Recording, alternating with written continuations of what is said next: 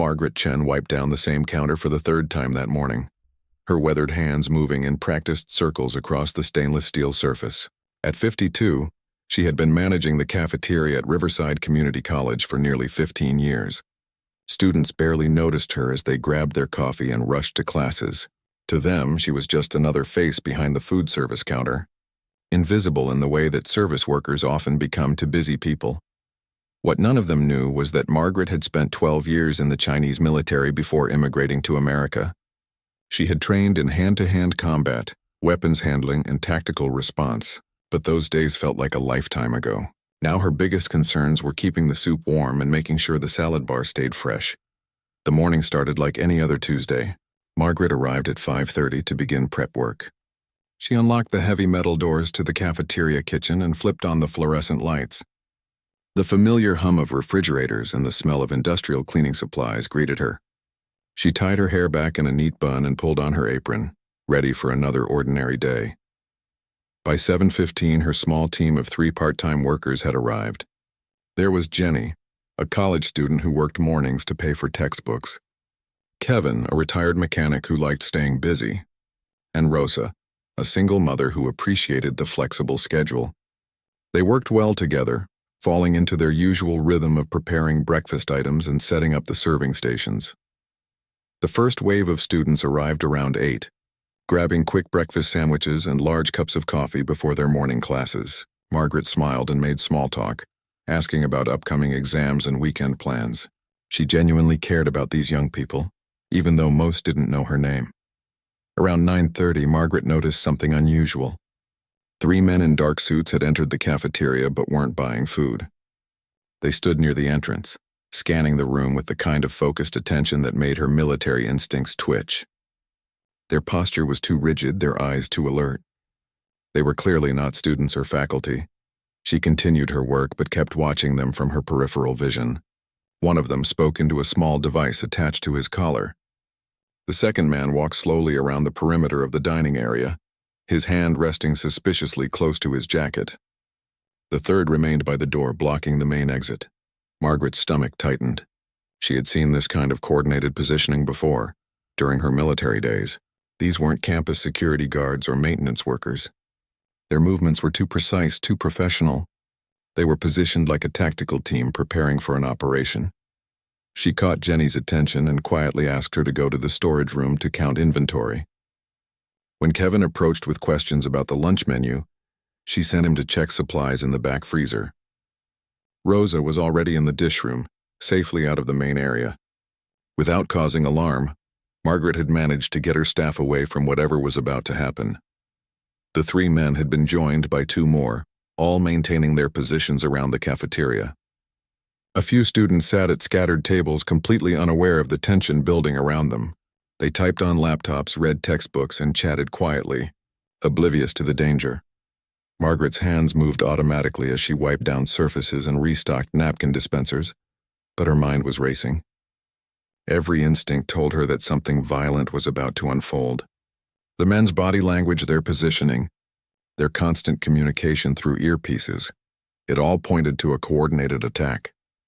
She thought about the panic button under the main counter, installed after a robbery at another campus cafeteria 2 years ago, but she was too far away, and any sudden movement might trigger whatever these men were planning. She needed to stay calm and look for an opportunity. The clock above the serving line read 9:45. In 15 minutes, the cafeteria would fill with students between classes. If these men were planning an attack, they would likely strike when the maximum number of people were present. Margaret realized she might be the only person who recognized the danger, and possibly the only one in position to do something about it. Her military training kicked in as she began to assess her resources. The kitchen contained numerous potential weapons: knives, heavy pans, hot oil, cleaning chemicals. She knew the layout better than anyone. Most importantly, she had the element of surprise. These men saw her as just another invisible cafeteria worker, not as someone capable of fighting back. Margaret made her decision. She would not let innocent students become victims on her watch. Whatever these men were planning, she would find a way to stop them. The quiet cafeteria manager was about to remind herself and everyone else exactly what she was capable of when pushed too far. Margaret watched the clock tick toward 10 o'clock, knowing that any moment the space between classes would bring dozens of students into the cafeteria. The 5 men in suits had maintained their positions, and she could see more approaching through the large windows that faced the campus quad. Her count was now up to 8, and they were clearly coordinating through their earpieces. She moved closer to the industrial coffee maker, which gave her a better view of the entire dining area. From this position, she could see that the men had divided the space into zones, with each person covering a specific area. This wasn't random. It was a professionally planned operation. The first group of students began trickling in at exactly 10 o'clock. 3 young women settled at a table near the windows, spreading out textbooks for a study session. A young man grabbed a granola bar and sat alone, scrolling through his phone. More students followed, and Margaret could feel the tension in the room shifting as the target population increased. That's when she saw him, the man who was clearly the leader. He was older than the others, maybe in his 50s, with gray hair and a scar along his jawline. He entered through the side door and surveyed the room like a general inspecting troops. When he nodded once, Margaret knew the attack was about to begin. The leader raised his hand slightly, and Margaret saw several of the men reach inside their jackets. She didn't wait to see what they were pulling out. Years of military training had taught her that hesitation kills, and the first rule of engagement was to strike before your enemy expects it. Margaret grabbed the large pot of coffee she had just finished brewing, nearly 2 gallons, of liquid heated to over 180 degrees. In one fluid motion, she vaulted over the serving counter and hurled the contents directly at the nearest attacker.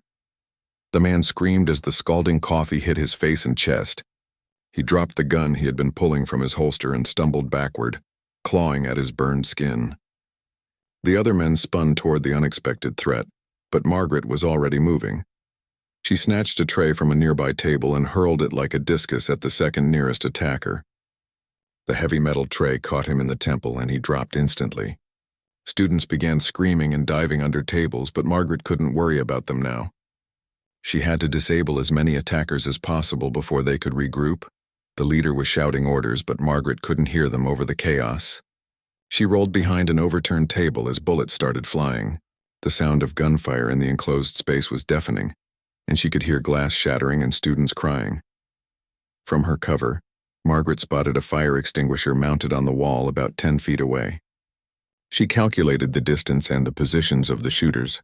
It would be risky, but the chemical cloud could provide cover and disorient the attackers. She sprinted low and fast, grabbing the extinguisher and immediately pulling the pin. White chemical foam sprayed in a wide arc as she swept the nozzle back and forth. 2 more attackers disappeared into the cloud, coughing and temporarily blinded. Margaret used the confusion to her advantage. She moved through the chemical fog like a ghost, using her knowledge of every table and chair position to navigate while the attackers stumbled blindly. She found the first man and delivered a precise strike to his windpipe. He went down silently. The second man was wiping his eyes, trying to clear his vision. Margaret appeared behind him like a shadow, and used a chokehold she had learned 20 years ago in combat training. He struggled for exactly 8 seconds before going limp. As the chemical cloud began to settle, Margaret had eliminated 4 of the attackers. But she could hear more voices. Reinforcements were arriving. Through the dissipating fog, she saw at least 6 more men entering through different doors. They had clearly planned for resistance, though probably not from a middle-aged cafeteria manager. The students had mostly taken cover or fled through emergency exits, which was exactly what Margaret had hoped for. Now she could fight without worrying about innocent casualties. She grabbed a handful of steak knives from a serving station and prepared for the next wave. The leader's voice cut through the chaos, angry and frustrated. He was barking orders in a language Margaret didn't recognize, but his tone was clear. They needed to eliminate the unexpected threat quickly and get back to their original mission. Margaret smiled grimly as she crouched behind the overturned salad bar. These men had expected to find helpless victims, not a trained warrior. She was just getting started, and they had no idea what they were dealing with.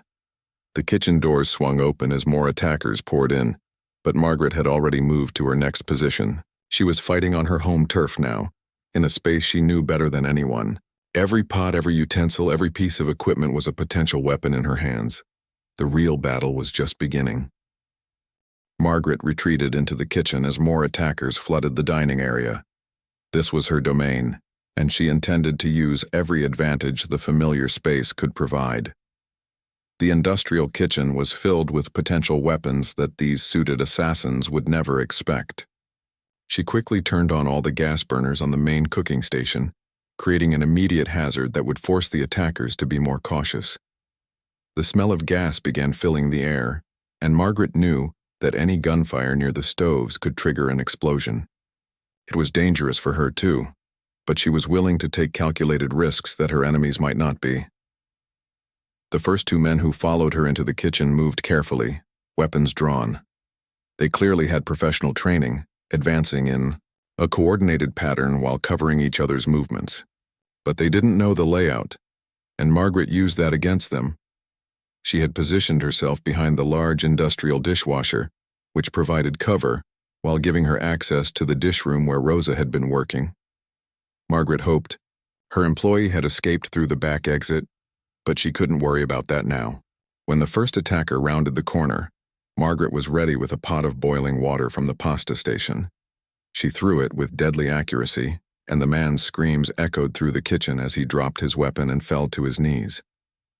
His partner immediately swung his gun toward Margaret's position, but she had already moved. She grabbed the industrial mixer's heavy metal bowl and hurled it like a shield. The 20-pound steel bowl caught the gunman in the chest and knocked him backward into the prep counter. Margaret followed up immediately, using a meat tenderizer as a weapon. One precise strike to the man's wrist shattered bones and sent his gun sliding across the floor. A second strike to his temple ended his participation in the fight. More voices echoed from the dining room, and Margaret could hear them coordinating a systematic search. They were checking behind every table and counter, making sure no students were hiding. She realized they weren't just trying to kill random people. They were looking for someone specific. The kitchen's back door led to a loading dock, and Margaret considered making her escape. She could slip out, call for help, and let the authorities handle the situation. But she knew that by the time police arrived, these professionals would have completed their mission and disappeared. Whatever they were planning, she was probably the only person who could stop them right now. Margaret opened the walk-in freezer and grabbed several frozen items that could serve as projectiles. Frozen turkeys, blocks of cheese, and metal containers of soup became her ammunition. She also grabbed a large knife from the butcher station, not to throw, but for close combat if necessary. The kitchen had two entrances from the dining area, and she could hear movement at both. They were trying to trap her, coming from multiple directions to prevent her escape. Margaret smiled grimly. She had fought in worse situations during her military service, and she had never lost a battle yet. She positioned herself near the fryer station, where several vats of oil were heating for the lunch preparation.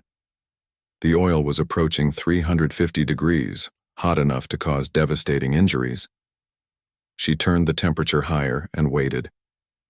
The first wave came through the main kitchen entrance, 3 men moving in formation. Margaret let them advance until they were directly in front of the fryer station. Then she grabbed the metal basket used for French fries and flung hot oil in a wide arc. The results were immediate and horrific. All 3 men screamed and stumbled backward, their suits smoking where the oil had splashed. One man dropped his weapon and rolled on the floor trying to stop the burning. The other 2 were temporarily blinded and disoriented. Margaret used their confusion to advance, wielding her large knife with the precision of someone trained in combat. She disabled the first man with a cut to his weapon hand, then used the knife's handle to deliver a stunning blow to the second man's head. But the kitchen was filling with smoke from the overheated oil and gas from the open burners. Margaret realized she was creating a dangerous situation that could soon become uncontrollable. She needed to finish this fight quickly. She could hear more attackers approaching, and their leader was shouting orders from the dining room. His voice carried a note of desperation now. Whatever their timeline had been, Margaret's resistance was seriously disrupting their plans. Through the serving window, Margaret could see the leader directing his remaining men. She counted at least 8 more attackers, all heavily armed and now very aware that they were dealing with a serious threat. They were no longer treating this as a simple operation. Margaret grabbed a container of cleaning chemicals from under the sink, industrial-strength degreaser that came with serious warning labels. She had one more surprise for these assassins, and she intended to make it count. The kitchen had become a war zone, but Margaret was winning. Each attacker she eliminated improved the odds for any innocent people who might still be in danger. She had no intention of stopping until every last one of these men was no longer a threat. The leader of the assassins was no longer calm and collected. Margaret could hear him screaming orders in multiple languages, trying to coordinate what remained of his team. Through the serving window, she watched him pace frantically while speaking into his radio. Whatever mission they had planned was falling apart because of one unexpected cafeteria manager. Margaret had disabled 11 attackers so far, but she could see at least 6 more positioning themselves around the dining area. They had learned to respect her capabilities and were no longer charging recklessly into the kitchen. Instead, they were setting up a more careful assault. She noticed something important. They kept checking their watches and looking toward the main entrance. They were operating on a strict timeline, which meant their target might be arriving soon. Margaret realized this wasn't a random attack on the college. Someone specific was supposed to be here, and these assassins were running out of time to complete their job. The kitchen was becoming uninhabitable due to the gas fumes and smoke, so Margaret knew she had to move. But first, she prepared one final surprise. She opened the valve on the main gas line that fed the kitchen equipment, then wedged it open with a broken piece of metal. Gas began flowing freely into the space. Margaret grabbed the container of industrial cleaning chemicals and a handful of kitchen towels. She soaked the towels in the caustic solution, creating improvised chemical weapons that would burn skin and temporarily blind anyone they contacted. Moving carefully through the smoke, she positioned herself near the kitchen's emergency exit. From here she could escape if necessary, but she also had a clear view of both kitchen entrances. When the remaining attackers made their move, she would be ready. The assault came from both sides simultaneously. 4 men entered through the main door while 2 more came through the service entrance. They were wearing improvised masks made from torn clothing, trying to protect themselves from the gas and smoke. Margaret threw her chemical-soaked towels with deadly precision. The first 2 attackers immediately began clawing at their faces as the caustic solution burned their eyes and skin. She followed up with frozen items from the freezer, using a block of cheese like a brick to knock down the 3rd man. But the remaining attackers had learned from their colleagues' mistakes. They stayed low and moved quickly, avoiding her projectiles, and closing the distance before she could disable them. Margaret found herself in close combat with 2 armed men, while the kitchen filled with dangerous gas. Her military training took over completely. She used the narrow space between prep counters to limit their ability to surround her. When the first man lunged with a knife, Margaret caught his wrist and used his momentum to drive him into the sharp corner of a stainless steel counter. The impact was devastating. The second attacker had a gun, but the close quarters and poor visibility made it difficult for him to get a clear shot. Margaret grabbed a heavy cast-iron pan and used it as both shield and weapon. The gun fired twice, bullets pinging off the metal before Margaret's counterattack connected. The pan caught the gunman squarely in the head, and he dropped like a stone.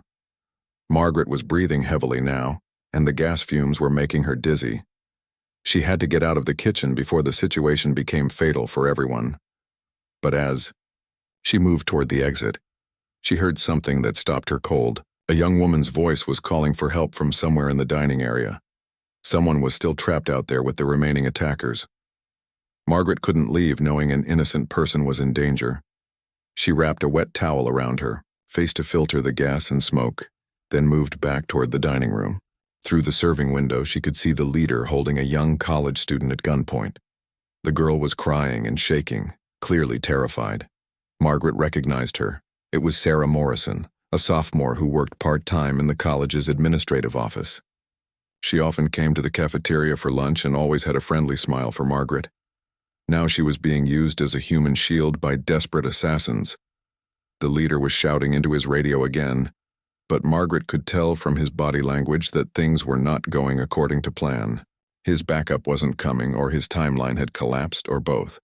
He was trapped with a hostage and a handful of remaining men, facing an opponent who had already eliminated most of his team. Margaret made a quick count of the surviving attackers. Besides the leader with the hostage, she could see 4 more men positioned around the dining room. They all looked nervous and kept glancing toward the exits, as if considering retreat. But Margaret knew that panicked, cornered criminals often made the worst decisions. If she didn't act carefully, Sarah could become a casualty of their desperation. She needed a plan that would save the girl, while finishing off the remaining threat. The gas from the kitchen was beginning to drift into the dining area, and Margaret realized she might be able to use that to her advantage. Gas was heavier than air and would settle in low areas first. If she could create the right spark at the right moment, she might be able to end this fight with one decisive action. Margaret checked her pockets and found what she was looking for. The lighter she used to ignite the pilot lights on the kitchen equipment. It was a simple tool, but in the right circumstances, it could become the most powerful weapon in the room. Margaret studied the situation carefully before making her move. Sarah was positioned near the center of the dining room, with the leader's arm around her throat and a gun pressed to her head. The 4 remaining attackers were spread out in defensive positions, but their attention was focused outward, watching for police or campus security. None of them were watching Margaret. The gas from the kitchen was slowly seeping into the dining area, but it wasn't yet thick enough to be immediately dangerous. Margaret needed to rescue Sarah before the gas concentration reached explosive levels. She also needed to do it without giving the panicked leader a reason to pull the trigger. Margaret noticed something crucial. Sarah was wearing a thick winter coat despite the mild weather. The extra padding might provide some protection if Margaret could get the girl to drop to the floor at the right moment. She needed to communicate with Sarah without alerting the attackers. Moving silently along the wall, Margaret positioned herself behind an overturned table about 20 feet from the hostage situation. From here, she had a clear view and multiple escape routes. More importantly, she was directly in Sarah's line of sight. Margaret caught Sarah's eye and held up 1 finger, then 2, then 3. The girl's eyes widened slightly as she understood. Margaret was counting down to something. When Margaret held up her fist, Sarah would need to act. The leader was still barking orders into his radio, growing more agitated by the minute. His backup team had clearly failed to arrive, and he was beginning to realize that his mission was completely compromised. Desperate men made dangerous decisions, and Margaret knew she was running out of time. She picked up a piece of broken glass from the floor, a shard from one of the windows shattered earlier by gunfire. It wasn't ideal, but it was sharp enough to serve as a projectile weapon. Margaret had trained extensively in thrown weapons during her military service, and her accuracy at close range was still excellent. Margaret held up 1 finger to Sarah, who tensed slightly in preparation. The girl was brave and smart. She understood that her life depended on perfect timing. 2 fingers. Margaret shifted her weight and took aim at the leader's gun hand. 3 fingers. The leader turned slightly, presenting a better target. Margaret made her throw at the exact moment she closed her fist. The glass shard flew true, slicing deep into the leader's wrist. He screamed and reflexively loosened his grip on both the gun and Sarah. Sarah immediately dropped to the floor and rolled away, just as Margaret had hoped. The leader's gun discharged into the ceiling as he clutched his wounded hand, and the other attackers spun toward the source of the threat. Margaret was already moving. She vaulted over the table and sprinted toward the nearest attacker, using the confusion to her advantage. She tackled him before he could bring his weapon to bear, and they crashed into a stack of chairs with bone-crushing force. The second attacker had a clear shot, but he hesitated for a crucial second when he realized Sarah was in his line of fire. Margaret used that hesitation to grab a chair and hurl it at his head. The impact sent him sprawling backward into a wall. The third attacker was raising his gun when Margaret reached him. She grabbed his weapon with both hands and twisted it away from any innocent targets while driving her knee into his solar plexus. The man doubled over, gasping for air, and Margaret finished him with an elbow strike to the back of his head. The fourth attacker was the smartest of the group. He had taken cover behind an overturned table and was trying to get a clear shot at Margaret. But the gas from the kitchen was now thick enough to create a visible haze, making precision shooting difficult. Margaret realized this was her opportunity to end the entire situation. The gas concentration was approaching dangerous levels, and one spark would turn the entire cafeteria into an inferno. She just needed to make sure Sarah was safe first. "Sarah," Margaret shouted. Get to the emergency exit now! The girl didn't hesitate. She scrambled toward the nearest exit, staying low and moving fast. Margaret waited until she heard the door slam shut before pulling out her lighter. The leader was still clutching his wounded hand, but he had managed to retrieve his gun with his offhand. He was looking around wildly, trying to locate both Margaret and his escaped hostage. Blood was streaming down his arm and his face was pale from shock and blood loss. "You have no idea who you're dealing with," he snarled in accented English. "This isn't over." Margaret stood up slowly, the lighter visible in her hand. "You're right," she said calmly. "You have no idea who you're dealing with. I'm Margaret Chen, former sergeant in the People's Liberation Army, and you just made the mistake of threatening innocent people in my cafeteria." The leader's eyes widened as he finally understood what he was facing. This wasn't just a lucky cafeteria worker who had gotten in a few good hits. This was a trained soldier who had been systematically dismantling his entire operation. Margaret smiled grimly as she flicked the lighter. The small flame danced in the gas-heavy air, and everyone in the room understood exactly what would happen next. "Drop your weapons and surrender," Margaret said quietly, "or we all go up together. Your choice." The standoff lasted exactly 15 seconds before the leader made his decision. Margaret could see the calculation in his eyes. He was weighing his chances of shooting her before she could trigger the explosion. Professional assassins were trained to take calculated risks, but this situation had moved far beyond anyone's calculations. The leader dropped his gun and raised his hands. The remaining attacker behind the overturned table followed suit, tossing his weapon away and standing up with his arms visible. Margaret had won, but she wasn't ready to celebrate yet. "Face down on the floor, hands behind your heads," Margaret ordered, keeping the lighter ready. The gas concentration was becoming dangerous even for her, and she could feel her eyes beginning to water from the fumes. As the two surviving attackers complied, Margaret quickly moved to shut off the gas valve she had opened earlier. The flow stopped, but the accumulated gas would take time to dissipate. She needed to get everyone out of the building before the situation became lethal. Margaret zip-tied the attacker's hands using plastic restraints from the kitchen, the same ties she used to secure garbage bags, but strong enough to hold desperate men. She had learned improvised restraint techniques during her military service, and these men weren't going anywhere. "Who were you here to kill?" Margaret demanded as she secured the leader's wounded wrist. The man said nothing, but Margaret had already figured it out. She remembered seeing a notice in the staff break room about a special guest lecture scheduled for that morning. Dr. Elena Vasquez, a prominent human rights activist, was supposed to speak to political science students at 10:30. The timing matched perfectly with the assassin's operation. Margaret checked her watch. It was 10:25. Dr. Vasquez would be arriving any minute, walking directly into what should have been a deadly trap. Instead, she would find unconscious assassins and one very determined cafeteria manager waiting to explain what had happened. Sirens were finally approaching. In the distance, someone had called for help when the shooting started. Margaret knew she needed to secure the scene before police arrived, and potentially misunderstood the situation. She dragged the two conscious attackers to a central location where they would be clearly visible as prisoners, not threats. The cafeteria looked like a war zone. Overturned tables, broken glass, scorch marks from the hot oil, and 11 unconscious men scattered around the dining area and kitchen. Margaret realized she had single-handedly stopped what could have been a massacre. Campus security burst through the main doors first, followed closely by city police. Margaret immediately raised her hands and called out her identity, explaining that she was the cafeteria manager and had subdued the attackers. The lead officer looked skeptical until he saw the zip-tied assassins and the arsenal of weapons scattered around the room.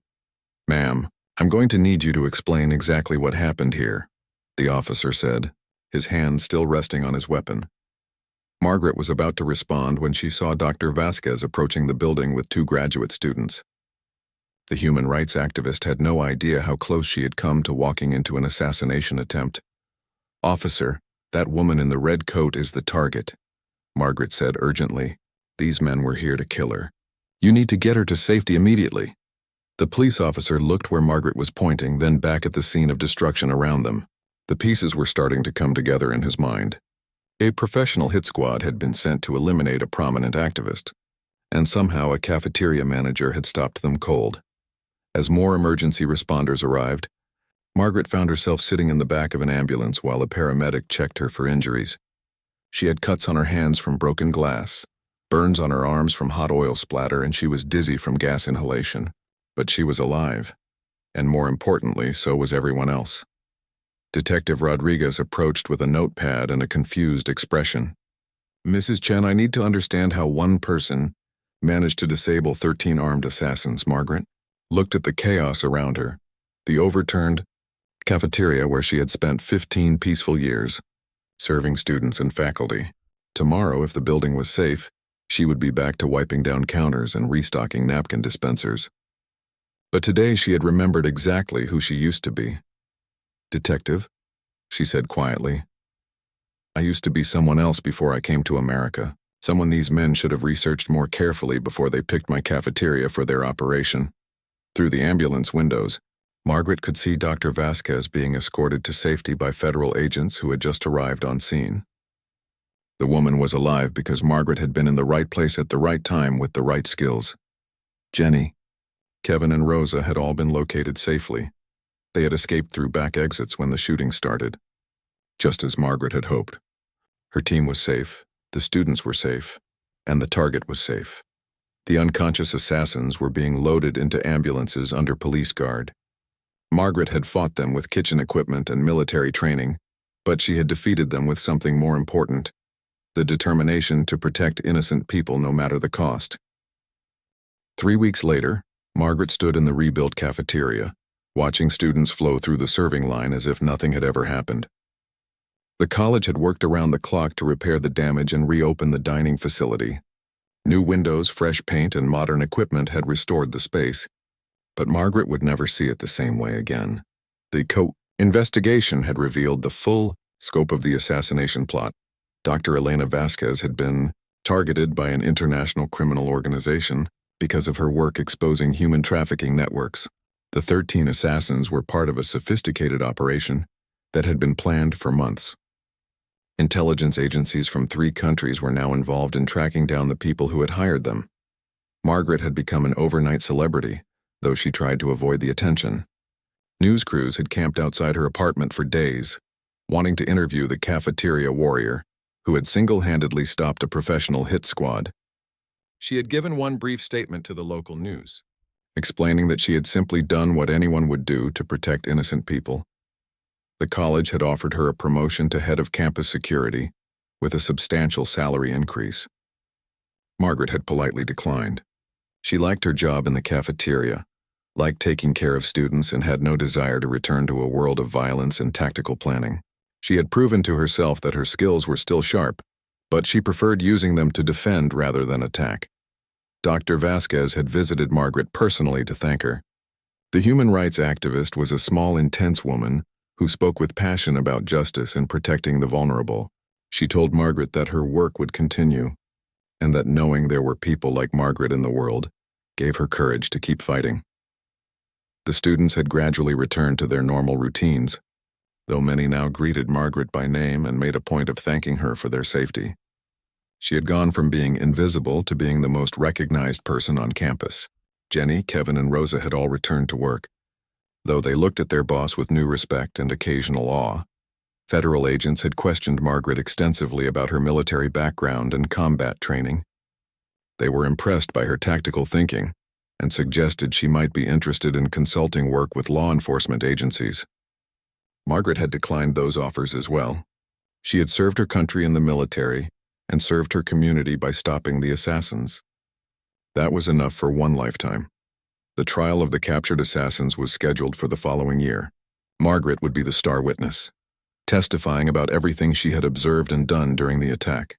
The leader, whose real name was Viktor Kozlov, had eventually revealed details about the criminal organization that hired him. His cooperation was part of a plea deal that would spare him the death penalty. Margaret's apartment had become a gathering place for former military personnel living in the area. Word had spread through veteran networks about what she had accomplished, and other retired soldiers wanted to meet the woman who had taken on 13 assassins and won. She enjoyed these visits, sharing stories and finding comfort in the company of people who understood both the weight of combat and the challenge of returning to civilian life. The physical evidence of the battle had been cleaned up, but Margaret still noticed small reminders every day. A new scorch mark on the floor where hot oil had splashed, slightly different tiles where bullets had chipped the originals, a reinforced serving counter that was 6 inches taller than the old one.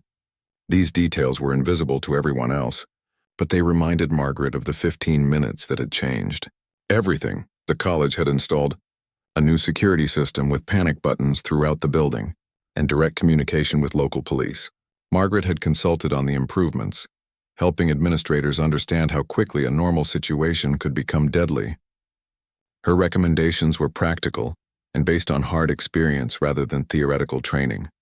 Sarah Morrison, the student Margaret had saved, had become a regular visitor to the cafeteria. She often brought her homework and studied at the same table where she had been held hostage, claiming it helped her feel brave. Margaret appreciated the girl's resilience and often joined her for coffee during quiet moments between serving periods. The international investigation had uncovered a much larger criminal network than anyone had initially suspected. Dr. Vasquez's work had threatened millions of dollars in illegal profits, making her elimination a priority for traffickers across multiple continents. Margaret's intervention had not only saved one woman's life, but had disrupted an entire criminal enterprise. Margaret's family in China had learned about the incident through international news coverage. Her elderly mother had called, crying with pride and terror in equal measure. She was proud of her daughter's courage, but horrified that Margaret had been in such danger. Margaret had reassured her that she was safe, and that such events were extremely rare in America. The city had presented Margaret with a medal for civilian heroism, though she had asked for the ceremony to be kept small and private. The mayor had wanted to hold a parade, but Margaret had firmly declined. She preferred to be remembered as someone who had done her job rather than as a celebrity or symbol. On quiet evenings, Margaret sometimes walked through the campus quad, where students gathered to study and socialize. She watched young people planning their futures, pursuing their dreams, and building relationships that would last lifetimes. These were the people she had protected, though most of them would never know how close they had come to tragedy.